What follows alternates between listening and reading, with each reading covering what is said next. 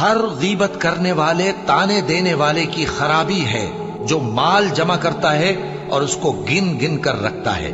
شاید وہ خیال کرتا ہے کہ اس کا مال اس کی ہمیشہ کی زندگی کا موجب ہوگا، ہرگز نہیں، وہ ضرور حطمہ میں جھونک دیا جائے گا۔ اور تم کیا سمجھے کہ حطمہ کیا ہے؟ وہ اللہ کی بھڑکائی ہوئی آگ ہے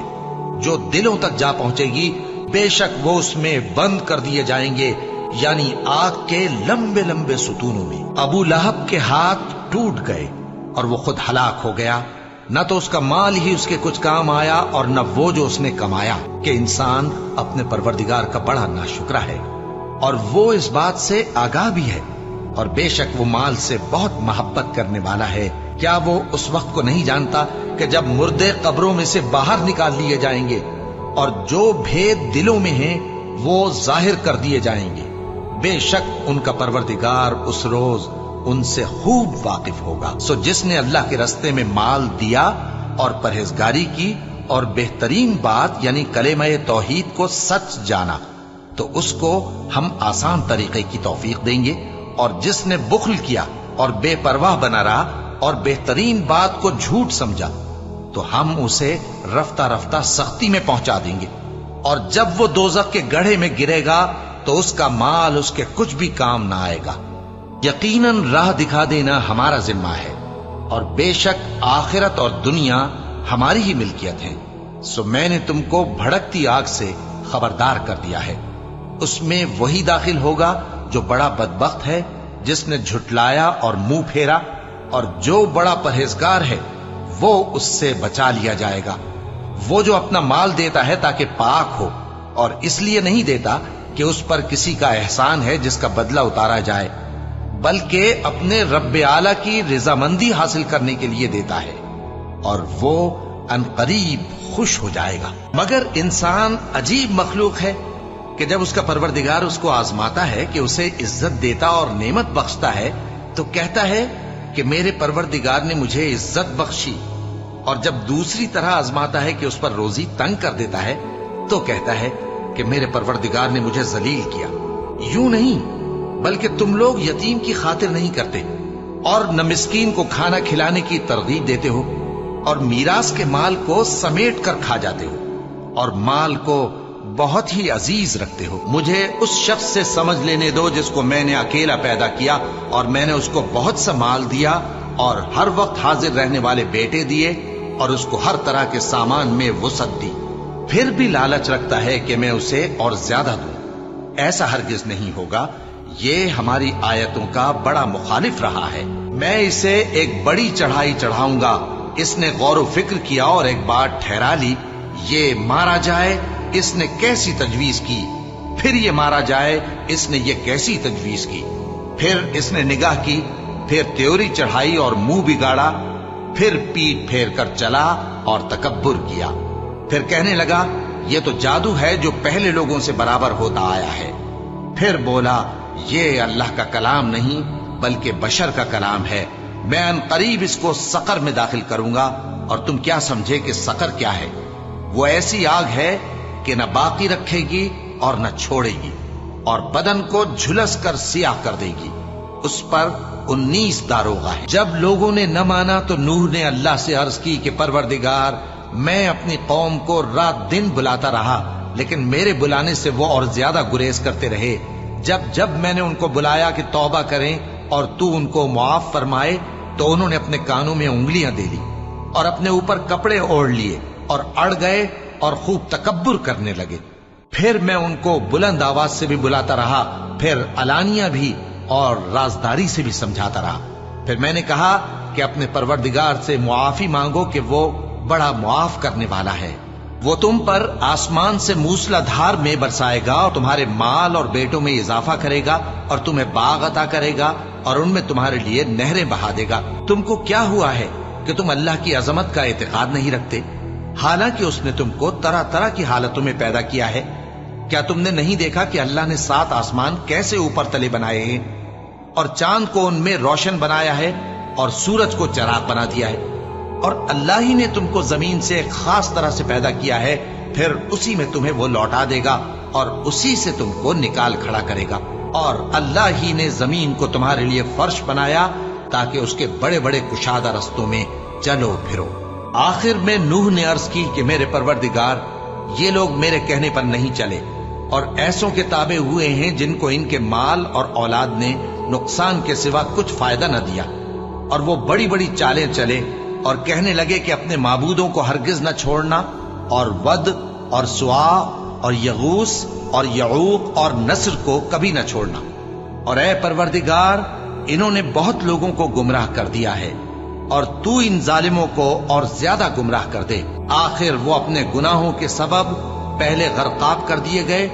پھر آگ میں ڈال دیے گئے، تو انہوں نے اللہ کے سوا کسی کو اپنا مددگار نہ پایا۔ اور جس کا نامہ اعمال اس کے بائیں ہاتھ میں دیا جائے گا تو وہ کہے گا، اے کاش مجھ کو میرا اعمال نامہ نہ دیا جاتا اور مجھے معلوم نہ ہوتا کہ میرا حساب کیا ہے۔ اے کاش موت میرا کام تمام کر چکی ہوتی، آج میرا مال میرے کچھ بھی کام نہ آیا، مجھ سے میرا اقتدار جاتا رہا۔ حکم ہوگا کہ اسے پکڑ لو، اب اسے طوق پہنا دو، پھر دوزخ کی آگ میں اسے جھونک دو، پھر زنجیر سے جس کی لمبائی 70 گز ہے جکڑ دو۔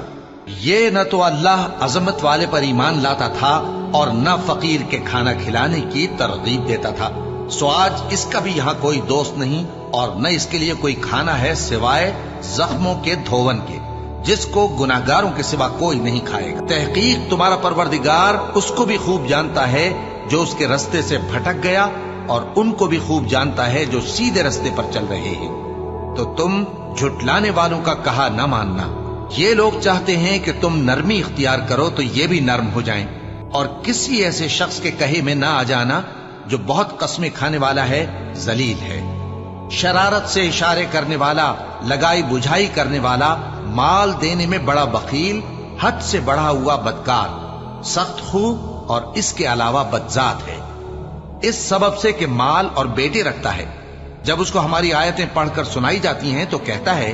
کہ یہ اگلے لوگوں کے افسانے ہیں، ہم ان قریب اس کی اونچی ناک پر داغ لگائیں گے۔ ہم نے ان لوگوں کی اسی طرح آزمائش کی ہے جس طرح باغ والوں کی آزمائش کی تھی، جب انہوں نے قسمیں کھا کھا کر کہا کہ صبح ہوتے ہوتے ہم اس کا میوہ توڑ لیں گے، اور انشاءاللہ نہ کہا، سو وہ ابھی سو ہی رہے تھے کہ تمہارے پروردگار کی طرف سے راتوں رات اس پر ایک آفت پھر گئی، تو وہ ایسا ہو گیا جیسے کٹی ہوئی کھیتی۔ پھر جب صبح ہوئی تو وہ لوگ ایک دوسرے کو پکارنے لگے کہ اگر تم کو کاٹنا ہے تو اپنی کھیتی پر سویرے ہی جا پہنچو، سو وہ چل پڑے اور آپس میں چپ کے کہتے جاتے تھے کہ آج وہاں تمہارے پاس کوئی فقیر نہ آنے پائے، اور کوشش کے ساتھ سویرے ہی جا پہنچے، گویا پیداوار پر قادر ہیں۔ پھر جب انہوں نے باغ کو دیکھا تو ویران، کہنے لگے کہ ہم رستہ بھول گئے ہیں، نہیں بلکہ ہم بے نصیب ہو گئے۔ ایک جو ان میں سمجھدار تھا بولا، کیا میں نے تم سے نہیں کہا تھا کہ تم تسبیح کیوں نہیں کرتے؟ دوسرے کہنے لگے کہ ہمارا پروردگار پاک ہے، بے شک ہم ہی قصوروار تھے۔ پھر لگے ایک دوسرے کی طرف رخ کر کے ملامت کرنے، کہنے لگے ہائے شامت، ہم ہی حد سے بڑھ گئے تھے، امید ہے کہ ہمارا پروردگار اس کے بدلے میں ہمیں اس سے بہتر باغ عنایت کرے، ہم اپنے پروردگار کی طرف رجوع کرتے ہیں۔ دیکھو عذاب یوں ہوتا ہے، اور آخرت کا عذاب سب سے بڑھ کر ہوگا، کاش یہ لوگ جانتے ہوتے۔ مومنو، تمہاری بیویوں اور اولاد میں سے بعض تمہارے دشمن بھی ہیں، سو ان سے بچتے رہو، اور اگر معاف کر دو اور درگزر کرو اور بخش دو تو اللہ بھی بخشنے والا ہے، مہربان ہے۔ تمہارا مال اور تمہاری اولاد تو آزمائش ہے، اور اللہ کے ہاں بڑا اجر ہے، سو جہاں تک ہو سکے اللہ سے ڈرو اور اس کے احکام کو سنو اور اس کے فرمانبردار رہو اور اس کی راہ میں خرچ کرو، یہ تمہارے حق میں بہتر ہے۔ اور جو شخص طبیعت کے بخل سے بچایا گیا تو ایسے ہی لوگ راہ پانے والے ہیں۔ اگر تم اللہ کو نیک نیتی سے قرض دو گے تو وہ تم کو اس کا کئی گنا دے گا اور تمہارے گناہ بھی معاف کر دے گا، اور اللہ قدر شناس ہے، بردبار ہے، پوشیدہ اور ظاہر کا جاننے والا ہے، غالب ہے، حکمت والا ہے۔ مومنو، تمہارا مال اور اولاد تم کو اللہ کی یاد سے غافل نہ کر دے، اور جو ایسا کرے گا تو وہ لوگ خسارہ پانے والے ہیں۔ اور جو مال ہم نے تم کو دیا ہے اس میں سے اس وقت سے پیشتر خرچ کر لو کہ تم میں سے کسی کی موت آ جائے تو اس وقت کہنے لگے کہ اے میرے پروردگار، تو نے مجھے تھوڑی سی اور مہلت کیوں نہ دی تاکہ میں خیرات کر لیتا اور نیک لوگوں میں داخل ہو جاتا۔ اور جب کسی کی موت آ جاتی ہے تو اللہ اس کو ہرگز مہلت نہیں دیتا، اور جو کچھ تم کرتے ہو اللہ اس سے خبردار ہے۔ مومنو، میں تم کو ایسی تجارت بتاؤں جو تمہیں عذاب علیم سے نجات دے؟ وہ یہ کہ اللہ پر اور اس کے رسول صلی اللہ علیہ وآلہ وسلم پر ایمان لاؤ اور اللہ کی راہ میں اپنے مال اور جان سے جہاد کرو۔ اگر سمجھو تو یہ تمہارے حق میں بہتر ہے۔ وہ تمہارے گناہ بخش دے گا اور تم کو جنت کے باغوں میں جن کے نیچے نہریں بہ رہی ہیں اور پاکیزہ مکانات میں جو ہمیشہ کی بہشت میں ہیں داخل کرے گا۔ یہی بڑی کامیابی ہے۔ اور ایک اور چیز جس کو تم بہت چاہتے ہو، یعنی تمہیں اللہ کی طرف سے غلبہ نصیب ہوگا اور فتح ان قریب ہوگی، اور مومنوں کو اس کی خوشخبری سنا دو۔ اور اے مسلمانوں، جو مال اللہ نے اپنے پیغمبر کو ان لوگوں سے جنگ کے بغیر دلوایا ہے اس میں تمہارا کچھ حق نہیں، کیونکہ اس کے لیے نہ تم نے گھوڑے دوڑائے نہ اونٹ، لیکن اللہ اپنے پیغمبروں کو جن پر چاہتا ہے غالب کر دیتا ہے، اور اللہ ہر چیز پر قادر ہے۔ جو مال اللہ نے اپنے پیغمبر صلی اللہ علیہ وآلہ وسلم کو بستیوں والوں سے دلوایا ہے وہ اللہ کے اور پیغمبر کے قرابت والوں کے اور یتیموں کے اور حاجت مندوں کے اور مسافروں کے لیے ہے، تاکہ جو لوگ تم میں دولت مند ہیں انہی کے ہاتھوں میں نہ گردش کرتا رہے، اور جو چیز تم کو پیغمبر صلی اللہ علیہ وآلہ وسلم دیں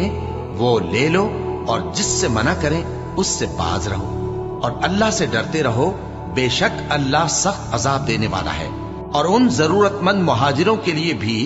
جو اپنے گھروں اور مالوں سے خارج اور جدا کر دیے گئے ہیں، جو اللہ کے فضل اور اس کی خوشنودی کے طلبگار اور اللہ اور اس کے پیغمبر کے مددگار ہیں،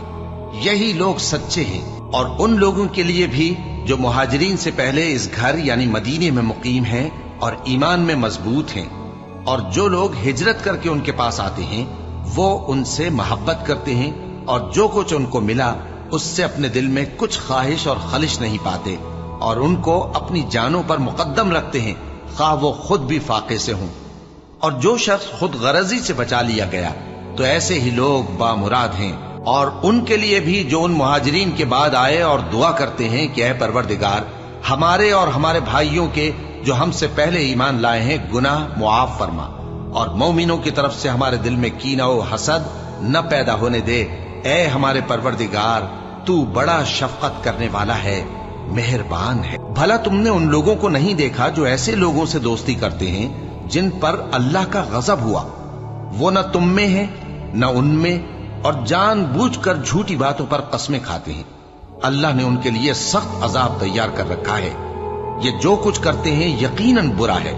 انہوں نے اپنی قسموں کو ڈھال بنا لیا ہے اور لوگوں کو اللہ کے رستے سے روک دیا ہے، سو ان کے لیے ذلت کا عذاب ہے۔ اللہ کے عذاب کے سامنے نہ تو ان کا مال ہی کچھ کام آئے گا اور نہ اولاد ہی کچھ فائدہ دے گی۔ یہ لوگ اہل دوزخ ہیں، اس میں ہمیشہ جلتے رہیں گے۔ جس دن اللہ ان سب کو جلا اٹھائے گا تو جس طرح تمہارے سامنے قسمیں کھاتے ہیں اسی طرح اس کے سامنے بھی قسمیں کھائیں گے، اور خیال کریں گے کہ ایسا کرنے سے کام چل جائے گا۔ سنو، یہی تو ہیں جھوٹے۔ شیطان نے ان کو قابو میں کر لیا ہے اور اللہ کی یاد ان کو بھلا دی ہے۔ یہ لوگ شیطان کا ٹولہ ہیں، اور سن رکھو کہ شیطان کا ٹولہ ہی نقصان اٹھانے والا ہے۔ لوگو، اللہ پر اور اس کے رسول صلی اللہ علیہ وآلہ وسلم پر ایمان لاؤ، اور جس مال میں اس نے تم کو اپنا نائب بنایا ہے اس میں سے خرچ کرو۔ اب جو لوگ تم میں سے ایمان لائے اور مال خرچ کرتے رہے ان کے لیے بڑا ثواب ہے۔ جان رکھو کہ دنیا کی زندگی محض کھیل اور تماشا اور زینت و آرائش اور تمہارے آپس میں فخر و ستائش اور مال و اولاد کی ایک دوسرے سے زیادہ طلب و خواہش ہے۔ اس کی مثال ایسی ہے جیسے بارش کہ اس سے اگنے والی کھیتی کسانوں کو بھری لگتی ہے، پھر وہ کھیتی خوب زور پر آتی ہے، پھر اے دیکھنے والے تو اس کو دیکھتا ہے کہ پک کر زرد پڑ جاتی ہے، پھر چورا چورا ہو جاتی ہے۔ اور آخرت میں کافروں کے لیے عذاب شدید اور مومنوں کے لیے اللہ کی طرف سے بخشش اور خوشنودی ہے۔ اور دنیا کی زندگی تو دھوکے کا سامان ہے۔